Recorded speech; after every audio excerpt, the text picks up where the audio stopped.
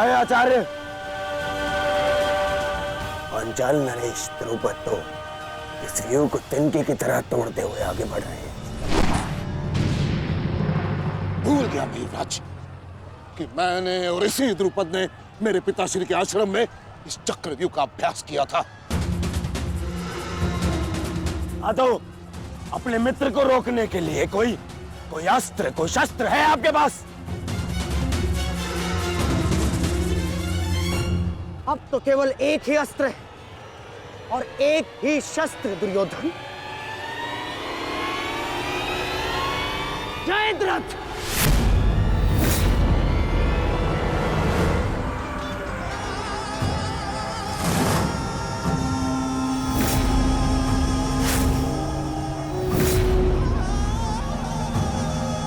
जयद्रथ, कदाचित द्रौपदी के पतियों द्वारा किया गया अपमान भूल गए हो तुम। इसीलिए द्रौपदी के पिता के समक्ष उपस्थित हुए हो। आज द्रौपदी के पति हो या उसके पुत्र, कोई मुझे नहीं रोक सकता।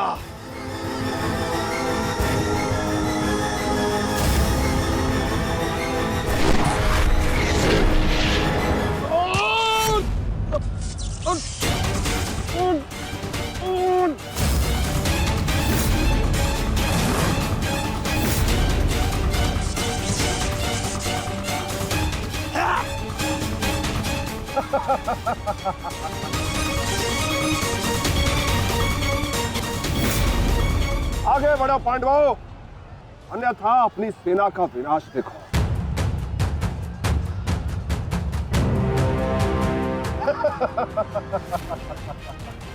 शेष पिताश्री, मुझे आज्ञा दीजिए। मुझे चक्रव्यूह के भीतर प्रवेश करने का मार्ग ज्ञात। मैंने पिताश्री से सुना था कि ये मैं कर सकता हूं। नहीं अभिमन्यु, मैं तुम्हें इसकी अनुमति नहीं दे सकता। धर्मराज ठीक कह रहे हैं। आचार्य ने कुछ सोच समझकर ही इस व्यूह की रचना की है। अब इसे शक्ति का सम्मिलित प्रहार ही तोड़ सकता है। मैं और भीम मिलकर प्रहार करेंगे।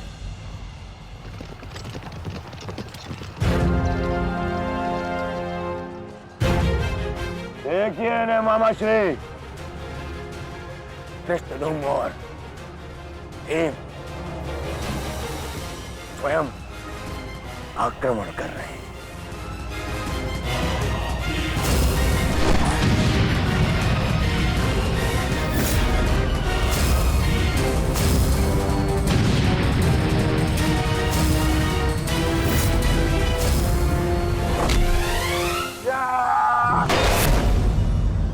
आज इनके हर एक प्रहार का उत्तर है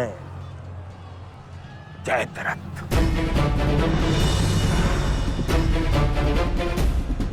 चक्रव्यूह में प्रवेश करने से पूर्व मुझसे नहीं मिलोगे मित्र? स्मरण है ना 5 चोटियां? आज उसी के प्रतिकार का दिन है। प्रभु, मैं चाहता हूं कि युद्ध भूमि में किसी एक दिन सभी पांडवों पर विजय पा सकूं। सब पांडवों पर विजयी होने का आशीष नहीं दे सकता जयद्रथ, क्योंकि अर्जुन को मैंने पशुपतास्त्र दिया। मेरा ही वरदान मेरी ही शक्ति को छीन नहीं कर सकता। इसलिए केवल अर्जुन को छोड़ जिस दिन तुम चाहोगे, शेष संसार के समस्त योद्धाओं के समक्ष तुम अपराजय रहो। आगे बढ़ो भीम, आज मेरी गदा का स्वाद भी चक्कर देखो।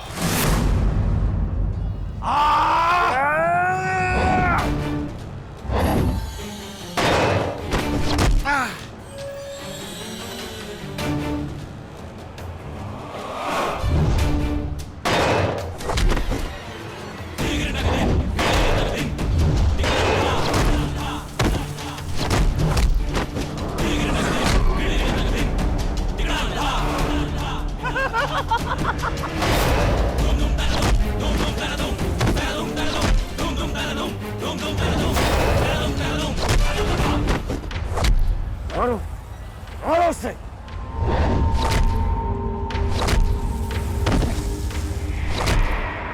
तात! ताक्षरी, आप ऐसा कैसे होने दे सकते हैं?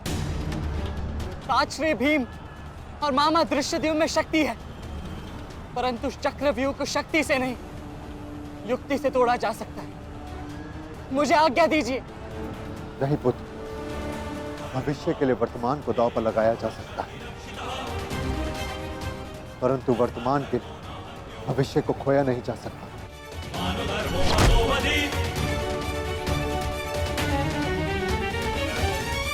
में शक्ति है, परंतु चक्रव्यूह को शक्ति से नहीं, युक्ति से तोड़ा जा सकता है। मुझे आज्ञा दीजिए। नहीं पुत्र, भविष्य के लिए वर्तमान को दांव पर लगाया जा सकता है, परंतु वर्तमान के लिए भविष्य को खोया नहीं जा सकता। एक दांव लगाने के दोष के कारण मैं आज इस महायुद्ध में खड़ा हूं।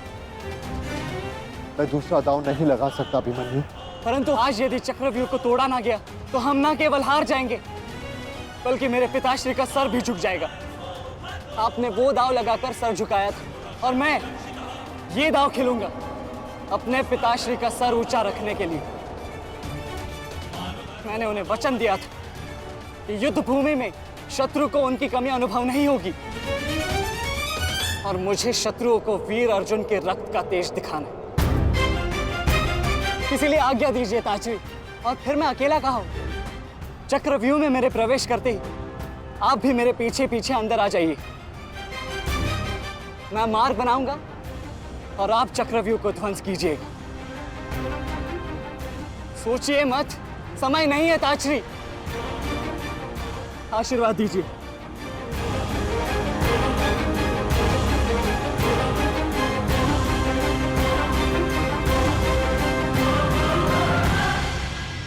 ठीक है पुत्र, किंतु सतर्क रहना। हम तुम्हारे पीछे ही रहेंगे। आगे बढ़ो।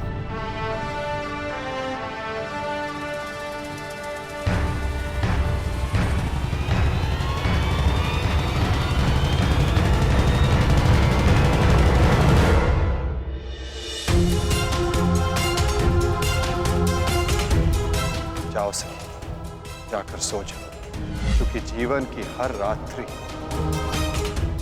सदैव सोने के लिए नहीं होती।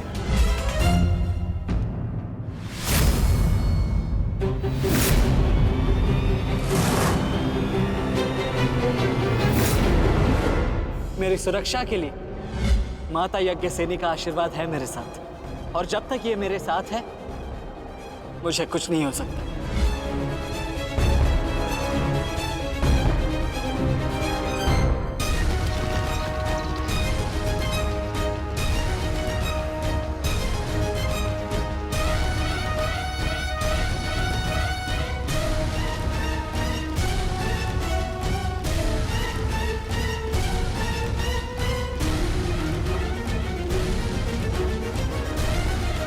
क्या हुआ माधव, आप रुक क्यों गए? चूंकि समय नहीं रुकता पार्थ, परंतु मानव को 2 पल रुकने का अधिकार है।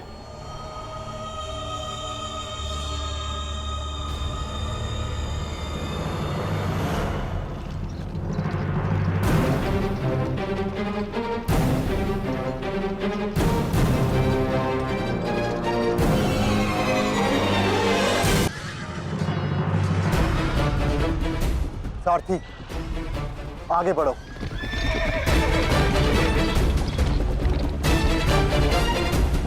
अभिमन्यु के द्वार तोड़ते ही हमें उसमें प्रवेश करना है। अभिमन्यु को दृष्टि में रखना, उसकी रक्षा करना हमारा कर्तव्य है।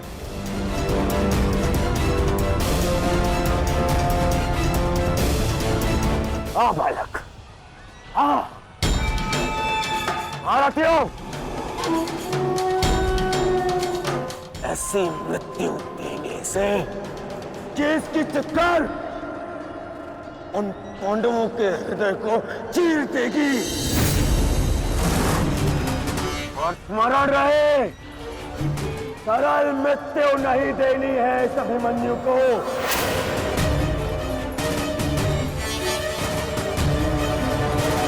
नहीं नहीं देनी है ऐसे सड़क में।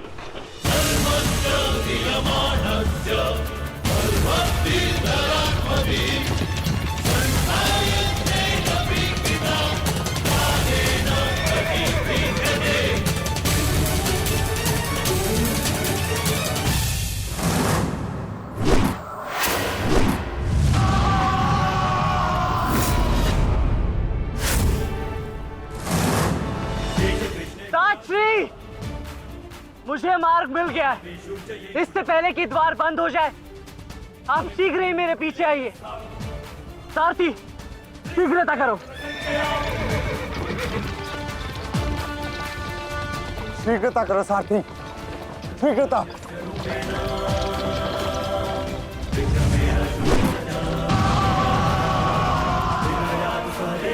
उत्तम अभिमन्यु, उत्तम।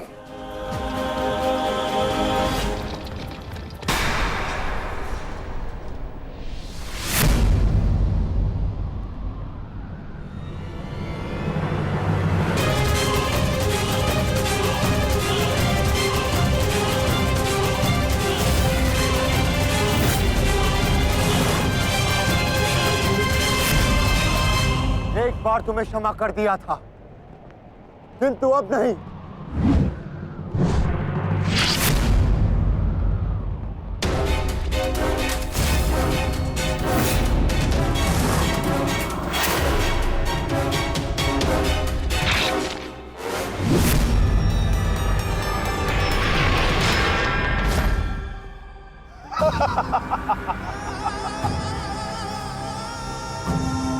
एक बार अपमानित हो चुका हूं, इस बार तुम्हारी बारी है पांडवों।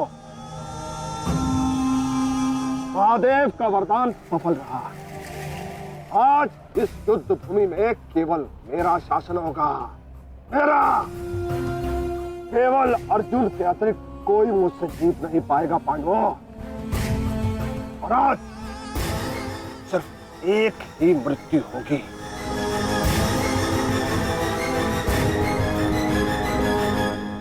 अभिमन्यु की।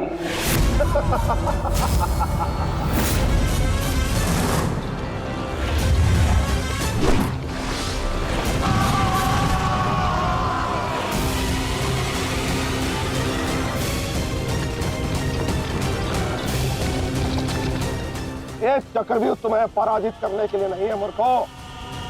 ये तो उस अपमान का प्रतिकार था जो कल अभिमन्यु ने युवराज दुर्योधन के साथ किया था। उसने दुर्योधन का मान हरण किया था और आज वो उसके प्राण हरण करेगा।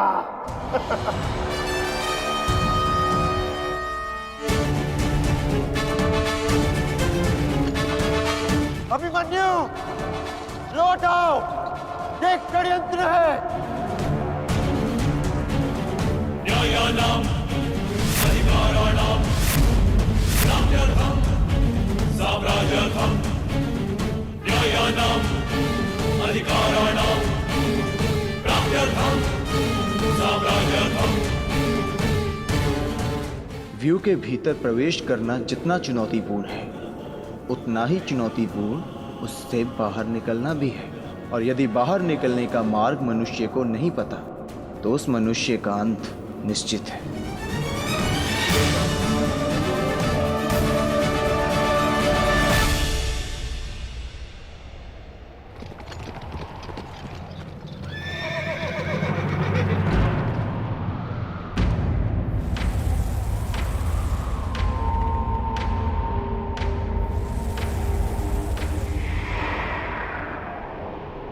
आगे बढ़िए माधव, शत्रु समक्ष है।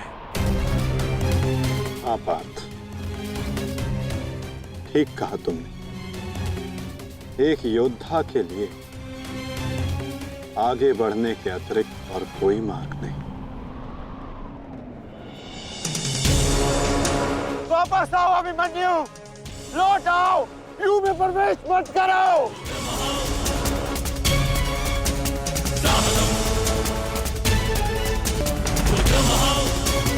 मेरे लिए अब लौटना संभव नहीं था श्री। यदि हमने इस चक्रव्यूह को नहीं तोड़ा, तो हम ये युद्ध हार जाएंगे और मेरे रहते ये संभव नहीं। समझने का प्रयत्न करो पुत्र, ये सब तुम्हें घेर कर तुम्हारे प्राण लेना चाहते हैं। लौट आओ अभिमन्यु, लौट आओ। एक योद्धा मृत्यु के भय से पीछे नहीं हटता ताश्री, वो आगे बढ़कर मृत्यु का वरण करता है। और आज मृत्यु को भी अर्जुन पुत्र के बाणों का तेज सहना होगा।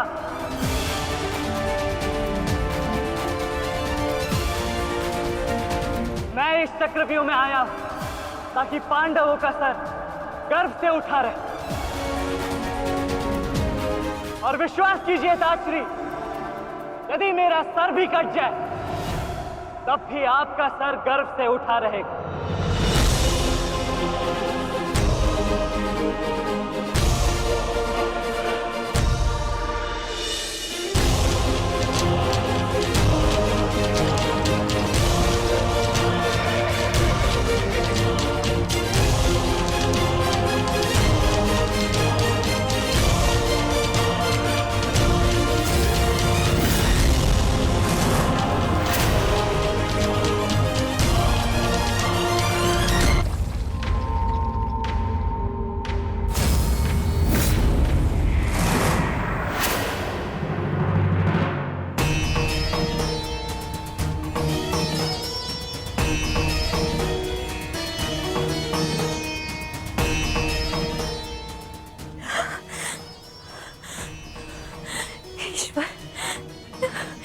ईश्वर मेरे पुत्र की रक्षा करना।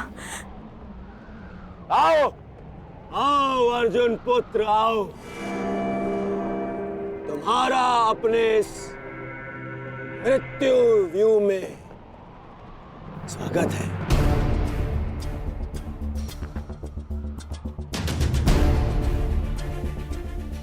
एक वीर योद्धा से सुना था मैं, हे मृत्यु तैयार यदि तू आने को, प्रसन्न मुखा द्वार खुला है तेरा स्वागत, प्रसन्न मुखा।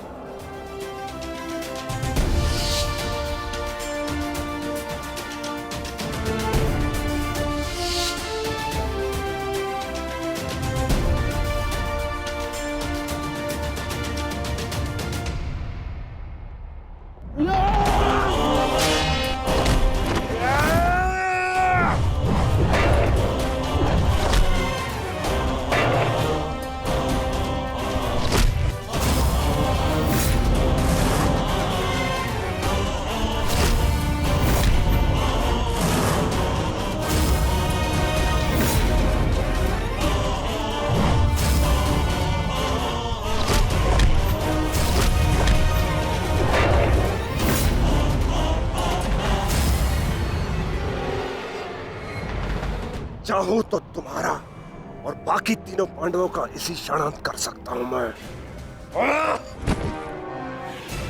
किंतु उसके साथ उस पीड़ा का भी तो अंत हो जाएगा जो अभिमन्यु को पल पल मरते देख तुम्हें होगी। फिर उस पीड़ा का अनुभव कैसे होगा तुम्हें जो जयद्रथ ने इतने वर्षों तक सही है। अभी तो वो दृश्य देखना शेष है जिसे देखकर तुम स्वयं मुझसे अपनी मृत्यु की भीख मांगोगे। तुम्हारे सामने तुम्हारे कलेजे के टुकड़े टुकड़े होंगे और तुम कुछ नहीं कर पाओगे, कुछ नहीं। क्या हुआ? इतने महारथी को देख के भयभीत हो गए? क्यों? नहीं काका श्री, अभी तो ये तो सम्मान की बात है कि एक साथ इतने सारे योद्धा मुझसे द्वंद्व करने की प्रतीक्षा कर रहे हैं। अच्छा, सच में महान धनुर्धर अर्जुन के पुत्र और महानतम योद्धा वासुदेव कृष्ण के भांजे का स्वागत ऐसा ही होना चाहिए। प्रणाम स्वीकार करे आदरणीयों।